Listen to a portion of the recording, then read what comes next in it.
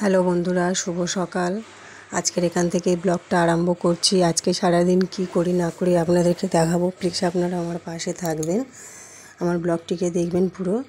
দেখুন বন্ধুরা, আজকের ওয়েদারটি একদম মেঘলা, ঝিরঝির করে বৃষ্টিও পড়ছিল, এখন একটু থেমেছে। মেঘলা ভাব হয়ে আছে আকাশটার, ওয়েদারটা তাও গরম কাটেনি, একদম মেঘলার জন্য আমার মেয়েকে পড়াতে বসেছি। এটা ডেলি রুটিন আমার। মেয়েকে পড়াতে বসি আমি আমার এপারের কাজকর্ম যাবতীয় একটু আজকে মোছামাছি করব। তা দেখুন বন্ধুরা, সব দিন তো আর সময় পাই না। আলমারিগুলো একটু ভালো করে মুছে নেব। বাসি কাজ অনেকক্ষণ সারা হয়ে গিয়েছে, একটু এবারে মোছামাছি আলমারি শোকেসগুলো একটু অনেকদিন মুছি না, মোছামাছি করব। ওদিকে মেয়েকে পড়তে বসিয়েছি, ওকে টিফিন করে খাইয়ে দিয়েছি। বন্ধুরা, সবাই সবার না পাশে থাকলে আমরা কিছুতেই এগোতে পারবো না। প্লিজ আপনারা সবাই পাশে থাকবেন আর আমার ব্লগটিকে আজকে দেখবেন।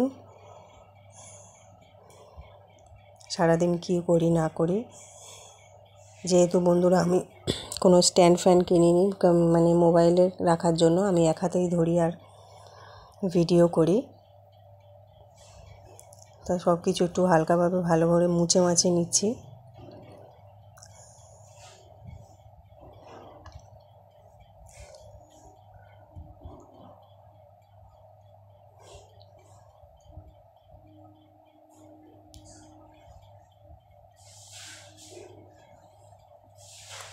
বন্ধুরা, আমাদের বাড়িতে ধান চাষ হয়।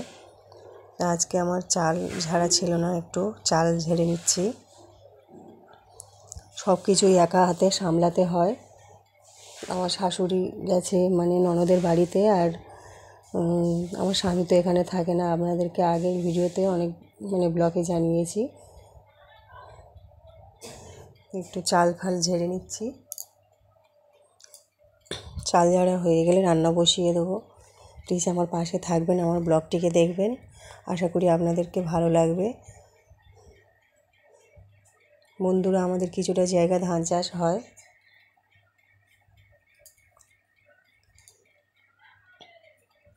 চাল সেরকম ঝাড়তে পারি না বন্ধুরা, তাও ঝাড়তে পারি, সামান্য পরিমাণে, খুব একটা যে ভালো ঝাড়তে পারি না। চাল ঝাড়া হয়ে গিয়েছে বন্ধুরা, আমি ভাত বসিয়ে দিয়েছি উনানে। ভাত বসিয়ে দিয়েছি। একটা তোলা উনুন আছে, যেটাকে বলে তোলা পাকা। যেহেতু আমাদের নিচের পজিশনে জায়গা নেই, ছাদের এক সাইডে তোলা উনুনটা বসানো। বন্ধুরা, আজকে কি খাওয়া দাওয়া করবো এবারে দেখুন। আজকে ভেজেছি উচ্ছে ভাজা, কই মাছ, এটা আমাদের পুকুরের কই মাছ ভাজা, আর ডিমের পাতলা করে ঝোল। তা আজকে খাওয়া দাওয়া করে একটু ঘুমিয়ে পড়েছিলাম বন্ধুরা। সন্ধেবেলা অনেক সন্ধে হয়ে গেছে, উঠে সন্ধে টন্ধে দিয়ে এই যে সন্ধেবেলার টিফিনের জোগাড় করলাম। আজকের ছেলে বলল যে আজকে পরোটা খাবে। তা আমি কোনো দিন বানাইনি পেটাই পরোটা, যেটাকে বলে দোকানে পাওয়া যায়। অনেকে জানেন মিষ্টি দোকানে যে পেটাই পরোটা পাওয়া যায়। চেষ্টা করছি আজকে করবার তৈরি করবার। দেখুন বন্ধুরা, পারি না অতটা ঠিক, তা আজকের পেটাই পরোটা তৈরি করছি।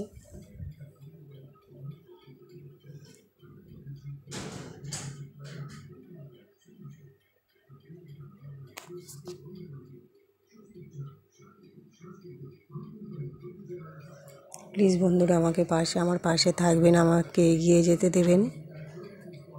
আপনারা সবাই সবাই সবার না পাশে থাকলে আমরা এগিয়ে যেতে পারবো না। সবাই সবার ব্লগ দেখবেন, তবেই আমরা এগিয়ে যেতে পারবো।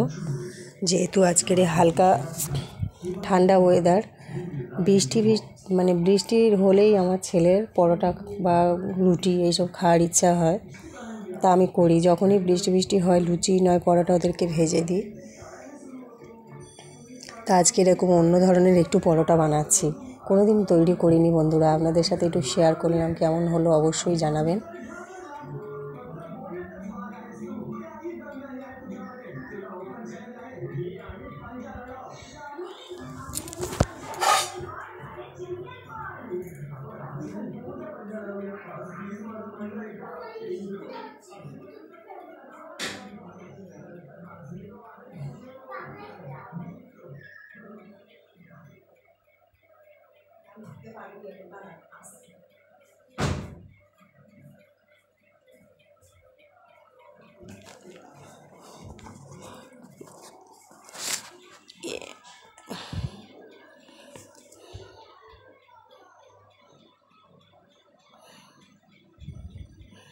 পরোটাটা এইভাবে তৈরি করলে বন্ধুরা খুব নরম হয়। দেখুন আমি গুলটুগুলো সব আমার করা হয়ে গিয়েছে। এবার একটা একটা করে বেলে আমি ভেজে নেব। সবটা আপনাদের আর দেখাতে পারবো না।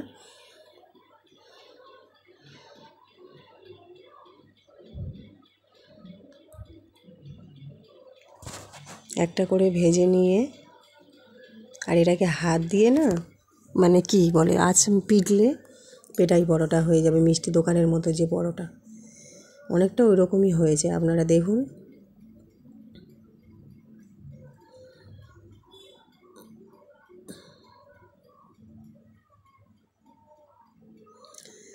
বন্ধুরা যদি কোনো ভুল হয়ে থাকে ক্ষমা করে দেবেন। পরোটাগুলো হালকা তেলে আমি ভেজে নেব।